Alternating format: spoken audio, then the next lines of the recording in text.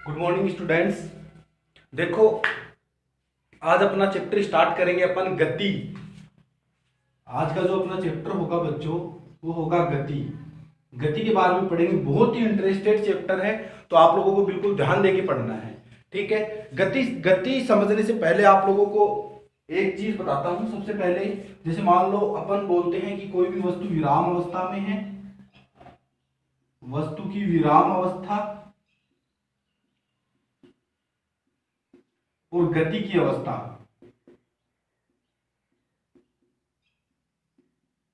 ये चीजें समझने से पहले मैं एक छोटा सी चीज आप लोगों को बताता हूं, निर्देश तंत्र।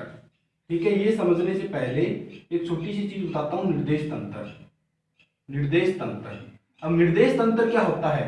जैसे कोई भी एक निकाय होता है जिसके सापेक्ष अपन गति की वस्तु की गति की अवस्था में यानी वस्तु की स्थिति के बारे में अध्ययन करते हैं।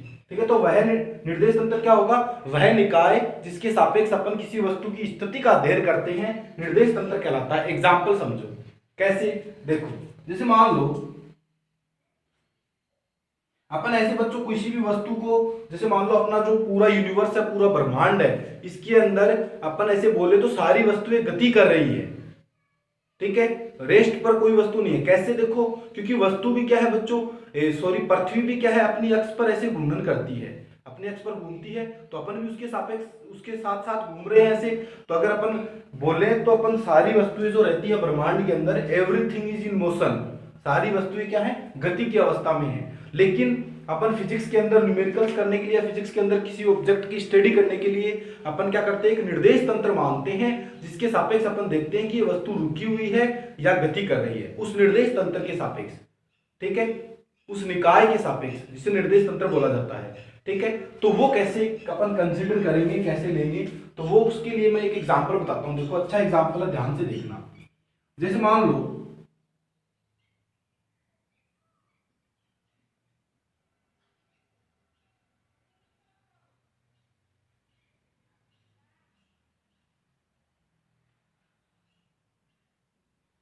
ये गाड़ी है,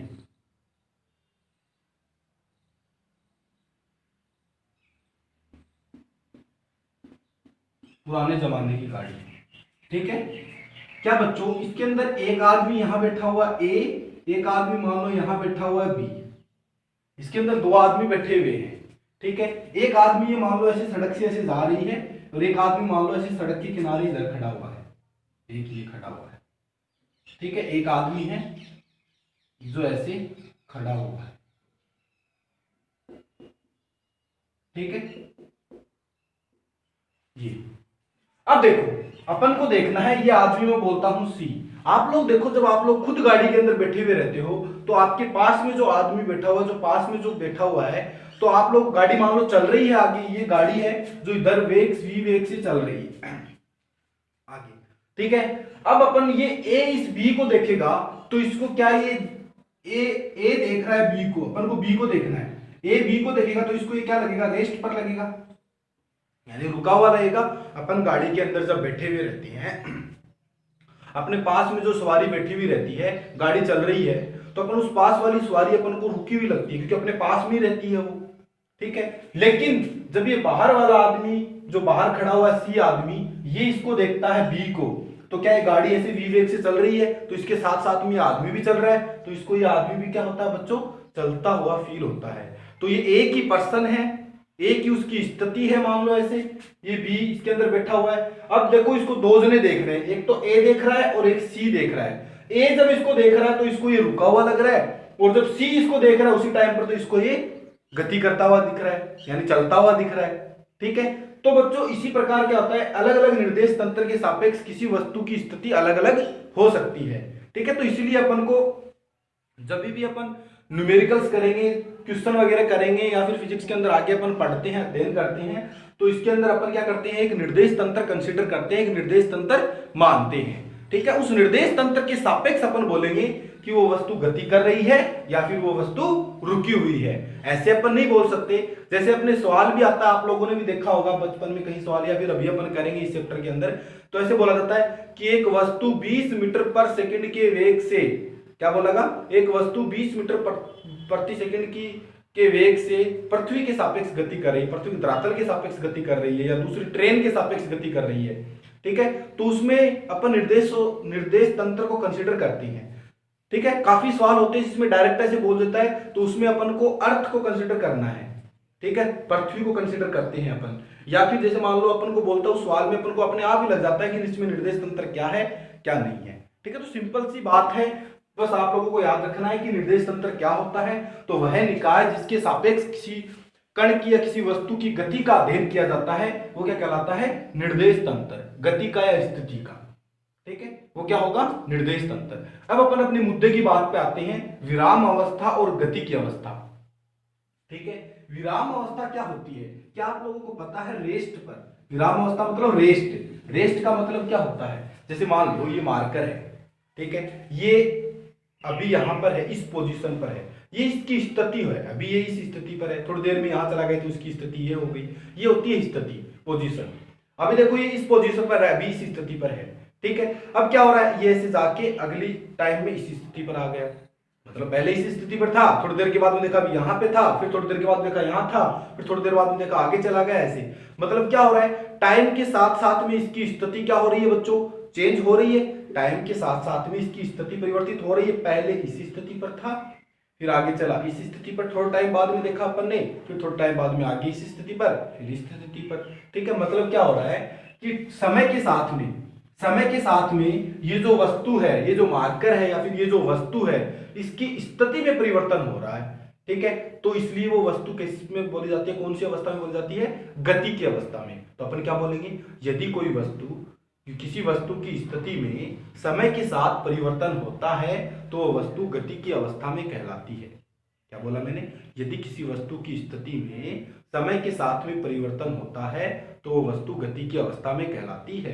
ठीक है, अब मान लो 8 बज रहे हैं अभी, और 8 बजे मैं यहाँ पर खड़ा हुआ हूँ ऐसे, फिर आप लोगों ने देखा 8:01 पर भी मैं यहीं पर हूँ, 8:02 पर भी मैं यहीं पर हूँ, 8:05 पर भी मैं यहीं पर हूँ, 8:30 बजे भी मैं यहीं पर हूँ, 9:30 बजे भी मैं यहीं पर हूँ। तो क्या हो रहा है? मेरी जो पहले स्थिति थी, 8 बजे जो स्थिति थी, 9 बजे भी मेरी वही स्थिति है, 9 बजे तक अपन 9 9:30 मतलब बीच में वही स्थिति है। मतलब मेरी स्थिति समय के साथ में चेंज नहीं हो रही है, समय के साथ में परिवर्तन नहीं हो रहा है, तो इसलिए वो वस्तु बच्चों किस में बोली जाती है? विराम अवस्था में, रेस्ट पर है, रुकी हुई है।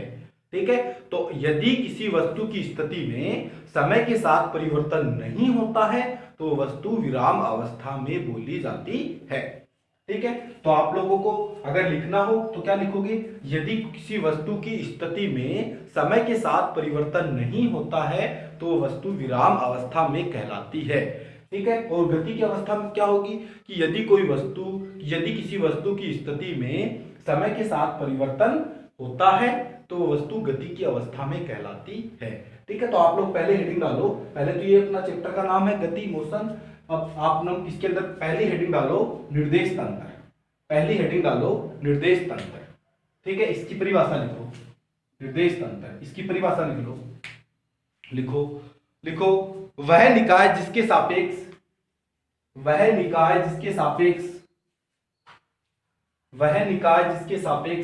किसी वस्तु की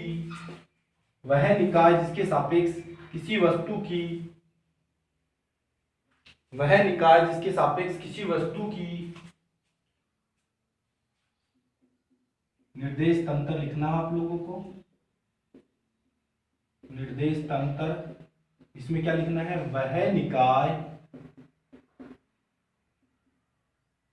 वह निकाय जिसके सापेक्ष किसी वस्तु की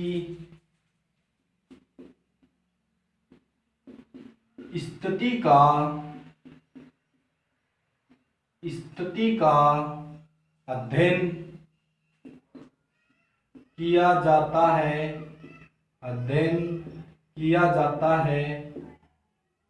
निर्देश तंत्र कहलाता है। निर्देश तंत्र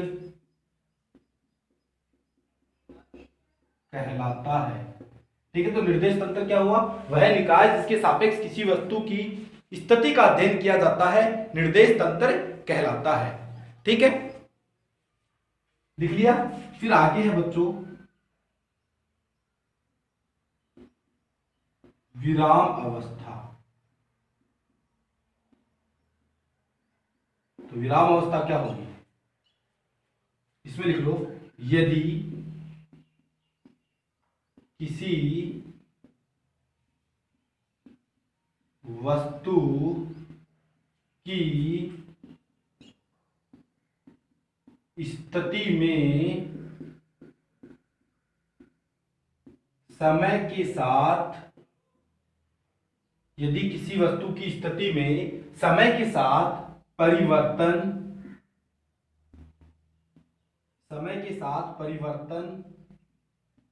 नहीं होता है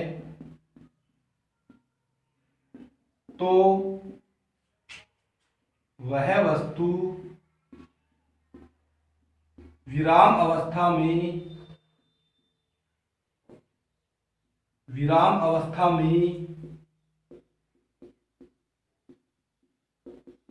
कहलाती है। क्या बोला, यदि किसी वस्तु की स्थिति में समय के साथ परिवर्तन नहीं होता है तो वस्तु विराम अवस्था में कहलाती है।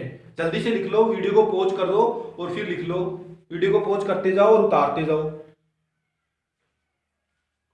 ठीक है, तो निर्देश तंत्र क्या हुआ कि वह निकाय जिसके सापेक्ष किसी वस्तु की स्थिति का अध्ययन किया जाता है वो तो क्या कहलाएगा, निर्देश तंत्र। अभी मैंने एग्जांपल लेके बताया आप लोगों को। फिर है विराम अवस्था। विराम अवस्था क्या थी कि यदि समय के साथ में किसी वस्तु की स्थिति में परिवर्तन नहीं होता है तो वो वस्तु विराम अवस्था में कहलाती है।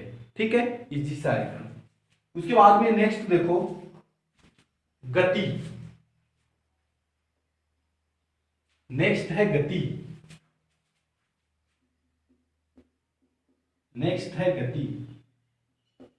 तो गति क्या होगी, गति की अवस्था है, गति क्या होगी, यदि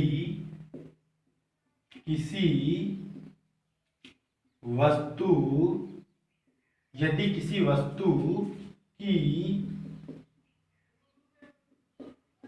स्थिति में समय के साथ परिवर्तन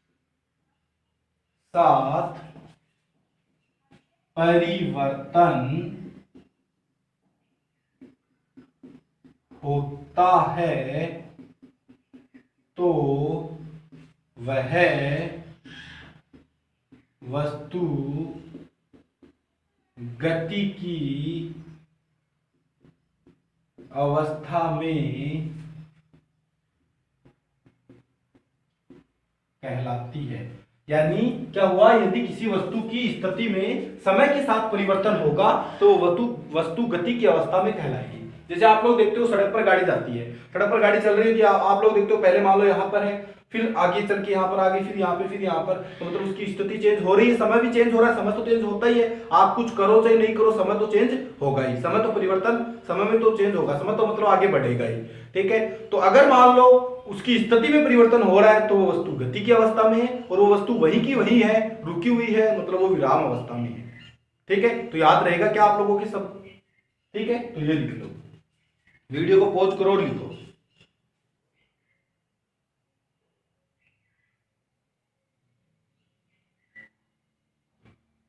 ठीक है, अब देखो गति जो होती है बच्चों, उसके प्रकार अपन को देखने की, गति कितने प्रकार की होती है, कैसे कैसे गति हो सकती है। अपने आसपास अपन लोग देखते हैं कि अलग अलग वस्तुएं होती है, वो अलग अलग गतियां होती हैं उनकी, तो उनको कैसे अपन किस प्रकार के अंदर देखते हैं वो सब देखेंगे। ठीक है, तो अगली अपनी हेडिंग है गति के प्रकार। गति के प्रकार। अब जो बच्चों गति है उसको अपन दो प्रकार से डिवाइड करते हैं मेनली। ठीक है, एक तो विमीय आधार पर और दूसरी है कण की गति की प्रकृति के आधार पर। पहली तो है बच्चों विमीय आधार पर, पहली है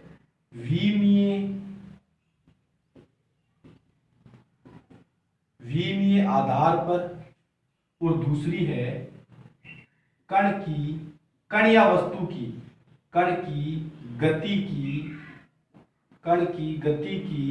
प्रकृति के आधार पर, प्रकृति के आधार पर।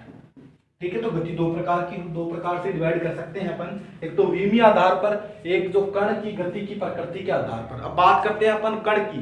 देखो अपन जब भी फिजिक्स के अंदर जब भी आगे के सवाल करेंगे, कुछ भी अपन कंसीडर करेंगे, ठीक है, तो जैसे एक गाड़ी होगी छोटी सी, उसको भी एक कण माना जा सकता है। ठीक है, एक आदमी होगा, एक पर्सन होगा, उसको भी कण मान सकते हैं।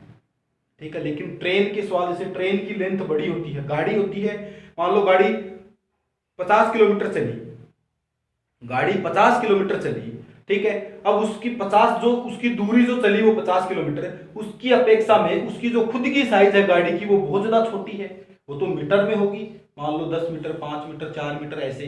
ठीक है, और वो कितना बोला मैंने, 50 किलोमीटर। ठीक है, तो उसकी क्या होती है, लेंथ जो गाड़ी की होती है, लंबाई, वो बहुत छोटी होती है, जिसकी किसके सापेक्ष, वो गति जो करता है उसकी जो दूरी होती है उसके सापेक्ष। इसलिए अपन क्या करते हैं, उसको भी एक छोटा कण की तरह ही अपन बिहेव करते हैं, और उसकी मान के अपन क्या करते हैं, सवाल सोल्व करते हैं, न्यूमेरिकल सरल करते हैं। ठीक है, तो इसलिए घबराना नहीं है आप लोगों को। अब देखो, जो ये गति अपन ने डिवाइड की थी, एक तो विमीय आधार पर की थी, एक कण की गति की प्रकृति के आधार पर की थी। अब बच्चों जो गति होती है वो पहली आप लोग फिर वापिस से पहली हेडिंग डालो, और विमीय आधार पर, विमीय आधार पर बच्चों गति 3 प्रकार की होती है। एक तो होती है एक विमीय, अभी बताऊंगा, देखना इनको डिटेल से। एक विमीय गति, दूसरी है बच्चों द्विविमीय गति, द्विविमीय गति, द्विविमीय गति, तीसरी है बच्चों त्रिविमीय गति, त्रिविमीय गति। ठीक है, तो गति जो होगी बच्चों विमीय आधार पर वो 2 प्रकार की होती है, 3 प्रकार की होती है, एक विमीय गति, द्विविमीय गति और त्रिविमीय गति। ठीक है, अब जैसे आप लोगों को बोला जाए कि एक विमीय गति कौन सी होगी, ये लिख लो, आप लोग वीडियो को पॉज करते जाओ, लिखते जाओ। एक विमीय गति कौन सी होती है, एक विमीय गति बच्चों वो होती है जैसे एक सरल रेखा पर जो गति होगी, एक सरल रेखा पर। देखो, सबसे पहले तो ये समझ लो बच्चों, आप लोगों ने अब तक मैथ के अंदर जो मतलब ग्राफ बनाई है वो ऐसे बनाई है, ये तो एक्स अक्ष मानते थे, एक ये वाई अक्ष मानते थे।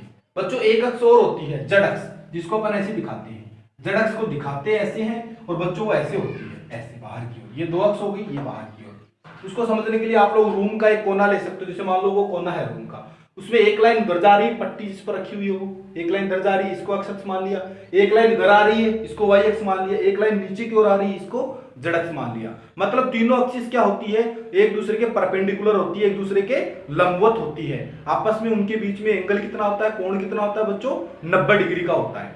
ठीक है, तो अब ये तीसरी जेड अक्ष बच्चों ऐसी होती है बाहर की ओर ऐसे, लेकिन अपन को इसको ऐसे बोर्ड पे दिखा नहीं सकते, तो इसलिए इसको ऐसे करके दिखाया है। ठीक है, अब ये होती है बच्चों त्रिविमीय, एक विमीय, द्विविमीय। समझने के लिए ये काम में लेंगे अपन, देखना कैसे। एक विमीय क्या होगी, जिसमें एक ही विमा चेंज हो रही हो, इसमें एक ही दिशा चेंज हो रही हो, या तो एक्स अक्ष की साइड जा रही हो ऐसे, या फिर वो वाई अक्ष पर जा रही हो ऐसे, या फिर वो जेड अक्ष पर जा रही हो। मतलब कोई भी वस्तु होगी उसकी एक सरल रेखा के अंदर जो गति होगी, एक सीधी सड़क पर कोई गाड़ी जा रही है, सीधी सड़क एकदम बिल्कुल ऐसे मोड़ वोड़ नहीं है, बिल्कुल सीधी सड़क है, ठीक है, उस पर वो गाड़ी जो जा रही है उसकी जो गति है बच्चों वो एक विमीय गति होती है। ठीक है, वो क्या होगी, एक विमीय गति, जिसमें क्या हो, ओनली एक सरल रेखा के अंदर गति करे कोई भी वस्तु। एग्जाम्पल, जैसे मान लो सीधी पटरी पर जो ट्रेन की गति होती है, पटरी सीधी है, उस पर जो ट्रेन की गति होगी बच्चों वो कैसी होगी, एक विमीय गति। सीधी पटरी पर जो ट्रेन की गति होगी वो कैसी होगी, एक विमीय गति। उसका दूसरा एग्जाम्पल ये हो सकता है, जैसे मान लो एक लंबा सा पाइप है, मेरे पास एक बहुत लंबा पाइप है, ठीक है, एक पाइप है, उसके अंदर मैं बॉल फेंकता हूं, उस पाइप के अंदर वो सीधा ऐसे धरातल पर रखा हुआ है पृथ्वी की सतह पर, और मैं उसके अंदर एक बॉल फेंक देता हूं, तो उस पाइप के अंदर जो वो बॉल गति करेगी उस पाइप के अंदर, उसकी गति भी कैसी होगी, एक विमीय गति होगी। या फिर अपन सीधी सीधी सड़क पर चलते हैं, अपन सीधे सीधे रास्ते पर चलते हैं, तो अपनी गति भी जो होगी बच्चों वो भी कौन सी होगी, एक विमीय गति। तो यहां से समझने में क्या पता लगा कि एक सरल रेखा के अंदर किसी वस्तु की जो गति होती है वो कैसी होती है, एक विमीय गति, जिसमें केवल एक निर्देशांक परिवर्तित होता हो। ये निर्देशांक एक्सिस होती है, एक्स वाई जेड निर्देशांक एक्सिस होती है, जिसमें केवल एक निर्देशांक परिवर्तित होता हो। मतलब या तो वो एक्स अक्ष पर जा रही हो, ऐसे चल रही है एक्स अक्ष पर, या फिर वाई अक्ष पर ऐसे चल रही हो। या फिर z अक्ष पर ऐसे चल रही है। ठीक है, तो एक सरल रेखा के अंदर जो गति होगी कोई भी वस्तु की, वो कौन सी होगी बच्चों? एकविमीय गति। तो आप कॉपी पेन उठाओ और लिखो, हेडिंग डालो एकविमीय गति। पहली हेडिंग डालो एकविमीय गति। इसमें लिखो लिखो यदि वस्तु एक सरल रेखा के अनुदिश गति करती है, यदि वस्तु एक सरल रेखा के अनुदिश गति करती है, यदि वस्तु एक सरल रेखा के अनुदिश गति करती है, एक सरल रेखा के अनुदिश गति करती है, तो वस्तु की, यदि वस्तु एक सरल रेखा के अंदर, एक सरल रेखा में गति करती है, तो वस्तु की गति को एकविमीय गति, तो वस्तु की गति को एकविमीय गति कहते हैं। यदि वस्तु एक सरल रेखा में गति करती है तो वस्तु की गति को एकविमीय गति कहते हैं। एग्जाम्पल लिखो, नीचे उदाहरण लिखो, इसका उदाहरण लिखो। सीधी पटरी पर, सीधी पटरी पर, सीधी पटरी पर ट्रेन की गति, सीधी पटरी पर ट्रेन की गति, सीधी पटरी पर ट्रेन की गति। अब देखो एक और एग्जांपल हो सकता है, जैसे मान लो ऊपर से मैं ये मारकर गिराता हूं, तो क्या ये भी सीधा आता है ऐसे नीचे की ओर? क्या बच्चों ये भी सीधा आएगा ऐसे नीचे की ओर? तो मुक्त रूप से, अगर मुक्त रूप से कोई अपन वस्तु गिराते हैं नीचे की ओर, तो उसकी भी जो गति होगी बच्चों वो भी कैसी होगी? एकविमीय गति होगी। ठीक है, एक एग्जाम्पल बहुत लिखवाने के लिए। अब बात आती है द्विविमीय गति पर। द्विविमीय गति बच्चों वो होती है जो एक तल में गति होती है, किसी वस्तु की एक तल में जो गति होगी वो द्विविमीय गति होगी। यानी उसके अंदर क्या होंगे? कोई भी दो निर्देशांक परिवर्तित होंगे। अपने पास तीन निर्देशांक दिए हुए हैं, इनमें से कोई भी दो निर्देशांक परिवर्तित होंगे। ठीक है, तो कोई किसी वस्तु की वह गति जिसमें दो निर्देशांक अक्ष परिवर्तित होती हो वो कौन सी होगी? द्विविमीय गति। या फिर बोल दो किसी वस्तु की तल में गति, वो क्या होगी? उसकी द्विविमीय गति होगी। एग्जाम्पल ले सकते हैं, जैसे वर्ताकार गति। अपन एक वर्त में घूमते हैं, तो सोच के देखो, अपन एक वर्त में घूमते हैं, यहां से चलना स्टार्ट करते हैं। ठीक है, मान लो ये एक वृत्त है,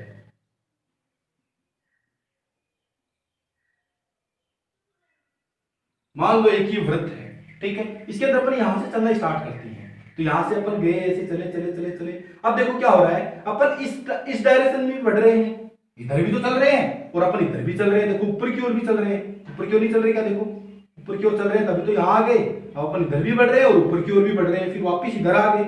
ठीक है, तो मतलब क्या हो रहा है कि कोई तल में जो गति होती है, ये एक तल होता है जिसमें दो अक्ष, अक्ष और वाई अब तक आज तक जो आप लोग बनाते थे वो एक तल होता था, समतल होता था। ठीक है, तो उसकी जो गति होगी बच्चों वो कैसी होगी? द्विविमीय गति। तो आप लोग इसके अंदर लिखो, लिखो जब कोई वस्तु एक तल में गति करती है, जब कोई वस्तु एक तल में गति करती है, जब कोई वस्तु एक तल में गति करती है, जब कोई वस्तु एक तल में गति करती है, अर्थात जब कोई वस्तु एक तल में गति करती है, अर्थात वस्तु की गति में, अर्थात वस्तु की गति में, अर्थात वस्तु की गति में दो निर्देशांक परिवर्तित होते हों, अर्थात वस्तु की गति में दो निर्देशांक परिवर्तित होते हों, तो दो निर्देशांक परिवर्तित होते हों, तो इस प्रकार की गति को, तो इस प्रकार की गति को द्विविमीय गति कहते हैं। तो इस प्रकार की गति को द्विविमीय गति कहते हैं। क्या हुआ कि यदि कोई इसी तल में वस्तु गति करेगी या फिर गति के अंदर क्या हो, दो निर्देशांक अक्ष परिवर्तित हो, कोई भी दो निर्देशांक अक्ष परिवर्तित हो सकती है। ठीक है, तो वो गति कौन सी होगी बच्चों? द्विविमीय गति। उदाहरण लिख लो, वृत्ताकार पथ में किसी कण की गति, वृत्ताकार पथ में किसी कण की गति, वृत्ताकार पथ में किसी कण की गति। ठीक है, लिख लिया।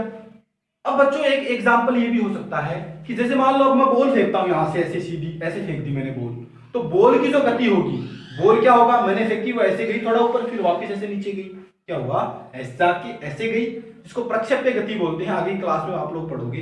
तो वो जो बॉल की जो गति होती है वो भी कैसी होती है बच्चों, द्विविमीय गति होती है। ग्राउंड के अंदर खिलाड़ी दौड़ते हैं, उनकी जो गति होगी वो भी द्विविमीय गति होगी। या फिर अपन दौड़ते हैं, अपनी जो गति होगी ग्राउंड के अंदर ऐसे, वो भी क्या होगी बच्चों, द्विविमीय गति होगी। फुटबॉल की जो गति होगी नीचे ऐसे ग्राउंड के अंदर, नीचे ऊपर नहीं, ऐसे नीचे ही ग्राउंड के अंदर इधर उधर वो दौड़ाते हैं फुटबॉल खिलाड़ी, तो दौड़ते हैं, उनकी जो गति होती है बच्चों वो भी कैसी होती है, द्विविमीय गति होती है। यानी एक तल के अंदर अपन ऐसे इधर उधर घूम रहे हो, ठीक है। जैसे जमीन के ऊपर आप ऐसे चल रहे हो, वैसे कीड़े की, किसी कीड़े की गति होगी, दीवार पे कोई कीड़ा चल रहा है ऐसे, या फिर जमीन पे कोई कीड़ा चल रहा है ऐसे, ठीक है, तो वो भी कैसी होती है, द्विविमीय गति होती है।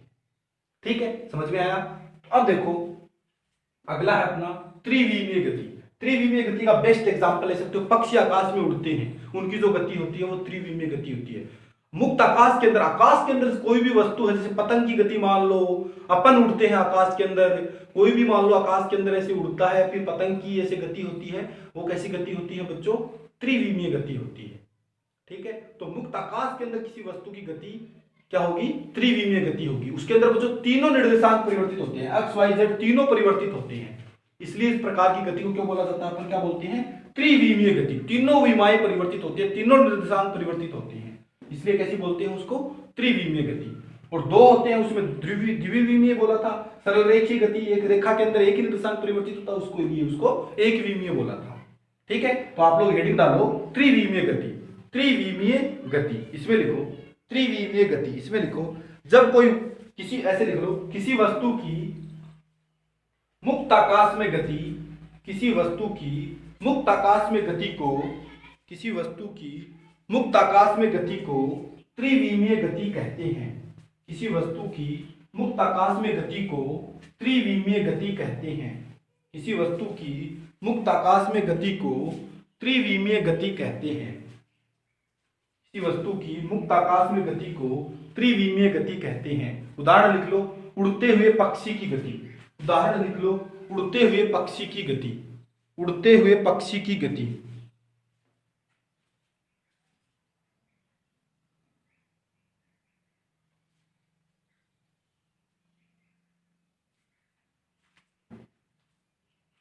ठीक है। अब दूसरा अपना है कण की गति की, कण की गति की प्रकृति के आधार पर, कण की गति की प्रकृति के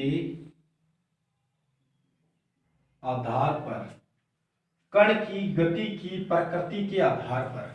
गति कितने प्रकार की होती है बच्चों, ये भी 3 प्रकार की होती है, ये भी 3 प्रकार की होती है। पहली है स्थानांतरीय गति, स्थानांतरीय गति। दूसरी है बच्चों घूर्णन गति, घूर्णन गति। तीसरी है बच्चों कंपन, कंपन या दोलन गति, कंपन या दोलन गति। ठीक है, तो पहली आती है बात स्थानांतरीय गति की। देखो वो जो प्रकार अब अपने पढ़े हैं उनके जो एग्जाम्पल है वो इनमें भी काम में आ सकती है।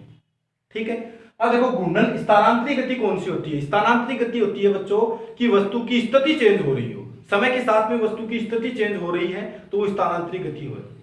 ठीक है, जैसे अभी मैं यहाँ पर हूँ, थोड़ी देर बाद मैं यहाँ पर आ गया, फिर मैं यहाँ पर आ गया, फिर मैं यहाँ पर आ गया, ऐसे तो मेरी स्थिति चेंज हो रही है, मैं स्थानांतरण कर रहा हूँ। ठीक है, तो वो गति कौन सी होती है बच्चों, स्थानांतरीय गति। ठीक है, तो आप लोग हेडिंग डालो स्थानांतरीय गति, हेडिंग डालो स्थानांतरीय गति, लिखो, इसमें लिखो, लिखो स्थानांतरीय गति में लिखो, लिखो जब कोई कण, जब कोई कण, जब किसी कण की स्थिति में, ऐसे लिख लो, जब किसी कण की स्थिति में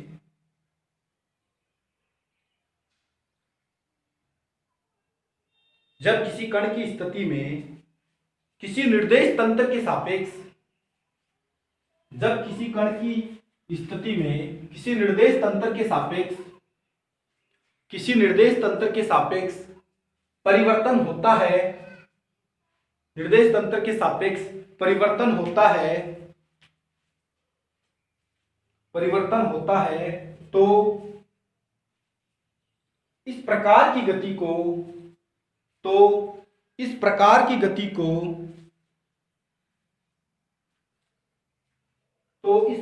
गति को स्थानांतरीय गति कहते हैं। तो इस प्रकार की गति को स्थानांतरीय गति कहते हैं। स्थानांतरीय गति कहते हैं। इसका उदाहरण लिख लो बच्चों, इसका उदाहरण लिख लो, इसका उदाहरण लिख लो। इसका उदाहरण क्या हो सकता है? इसका उदाहरण लिखो, सीधी सड़क पर किसी कार की गति। सीधी सड़क पर किसी कार की गति, सीधी सड़क पर किसी कार की जो गति होगी बच्चों वो स्थानांतरित गति होगी। ठीक है, फिर बात करते हैं अपन घूर्णन गति की। 2 नंबर हेडिंग डालो, घूर्णन गति।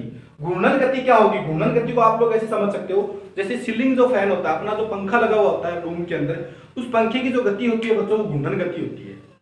देखो उसके ऊपर एक पाइप लगी होती है जिससे वो ऊपर जुड़ा हुआ रहता है, ठीक है, ऊपर टंगा हुआ रहता है। वो जो पाइप होती है वो एक अक्ष मान लो, यानी उस अक्ष के अकॉर्डिंग वो घूम रहा है, उस अक्ष के सापेक्ष ही घूम रहा है, उस अक्ष के चारों ओर ही घूम रहा है। ठीक है, तो कोई भी वस्तु होगी उसकी एक निश्चित अक्ष के सापेक्ष जो गति होगी वो कैसी होगी? घूर्णन गति होगी। ठीक है, जैसे मैं मान लो रस्सी के एक पत्थर बांध के ऐसे घुमाता हूं, ठीक है, तो वो घूर्णन कर रहा है, पत्थर गोल गोल घूम रहा है, वर्ताकार गति हो रही है। ठीक है, तो वो गति भी, क्योंकि वो कौन से अक्ष के सापेक्ष, मैंने हाथ से पकड़ रखा है रस्सी को, तो क्या इस अक्ष के सापेक्ष वो क्या कर रहा है बच्चों? घूर्णन कर रहा है। ठीक है, तो कोई भी वस्तु होगी उसकी किसी एक अक्ष के सापेक्ष जो गति होती है वो कैसी होती है? घूर्णन गति। बताया मैंने पंखे की गति, छत पे जो पंखा लगा रहता है अपनी ये, उसकी जो गति होती है वो कौन सी होती है? घूर्णन गति होती है। ठीक है, तो आप लोग हेडिंग डालो घूर्णन गति, हेडिंग डालो घूर्णन गति। इसमें लिखो, लिखो किसी वस्तु की किसी एक निश्चित अक्ष के सापेक्ष, किसी एक निश्चित अक्ष के सापेक्ष, किसी एक निश्चित अक्ष के सापेक्ष, किसी एक निश्चित अक्ष के सापेक्ष परिक्रमण गति को, किसी एक निश्चित अक्ष के सापेक्ष परिक्रमण गति को, किसी एक निश्चित अक्ष के सापेक्ष परिक्रमण गति को घूर्णन गति कहते हैं। घूर्णन गति कहते हैं, घूर्णन गति कहते हैं, घूर्णन गति कहते हैं। एग्जाम्पल क्या हो सकता है? एग्जाम्पल हो सकता है पंखे की गति। एग्जाम्पल लिख लो, पंखे की गति। या फिर लट्टू जो होता है जिसको अपन ऐसे घुमाते हैं, वो भी क्या होता है? ऐसे गोल गोल घूमता है एक अक्ष के सापेक्ष, वो उसकी गति जो होगी वो भी कौन सी होगी बच्चों? कौन सी होगी? वो भी घूर्णन गति। ठीक है, तो आप लोग लिख लो इसमें पंखे की गति। ठीक है, नेक्स्ट अपना दोलन गति या कंपन गति। दोलन गति या कंपन गति, दोलन गति या कंपन गति को समझो। जैसे मान लो घड़ी के अंदर आप लोगों ने पेंडुलम देखा है क्या? घड़ी के अंदर आप लोगों ने पेंडुलम देखा है? ऐसा लगा हुआ होता है, ठीक है, ऐसे नहीं देखा तो आप लोग ऐसे मान लो एक बॉल है मेरे पास, उसके मैंने एक रस्सी बांध रखी है और ऊपर मान लो उसको पंखे को बांध दिया, या फिर कहीं पर ऊपर लटका दिया मैंने उसको ऐसे नीचे, या फिर ऐसे पकड़ लिया मान लो। ठीक है, तो अब क्या होगा? ये क्या होगा?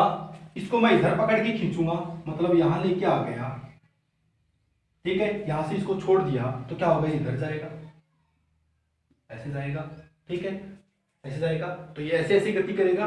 ठीक है, तो जैसे एग्जांपल मैं आप लोगों को बताऊं,